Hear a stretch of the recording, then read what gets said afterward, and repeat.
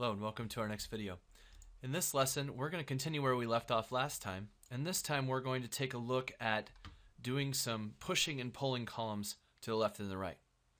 So we left off last time with our offsets, so let's actually copy that and change that offsets, and we'll call this push-pull.html. And then let's go ahead and edit this into our Microsoft Web. And down at the bottom here, let's go ahead and just add another row. So what I'm going to do is add a row. This is going to be row 7. I didn't actually name this one. Let's do this now so that we have it.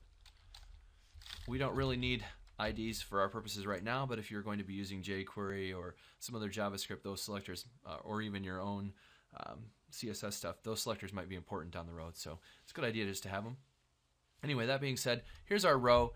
It's a row fluid, but what you can see here is that we have a 3 and a 3. So essentially we're not going across the entire page here, but I have a push left on the left hand nested push left and a nested pull right.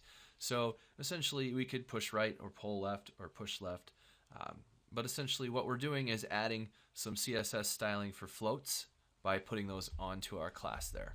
So what ends up happening is we end up getting our push pull here, and what you can see is the nested push left is actually taking up the entire small and extra small here and kind of just spans the whole thing. But then once we get a little bit larger, you can see that they just continue to push each other apart. Kind of like we did with our offsets, not quite the same. You can see here as we got larger, now they're taking up more space. Once again, it looks like probably that's the 3 columns or something going on there. But essentially what you can see is half of the page there covered in those columns, and they're pushing left and pulling right. So we didn't have to use the offsets, and we were able to separate our content across that row. So that basically takes a look at push left and pull right. What it's doing is adding floats, if you're familiar with that, but you can see that we still have that problem where we have a little bit of overlap here, and so our final lesson for this section is just going to be a real quick way to fix that.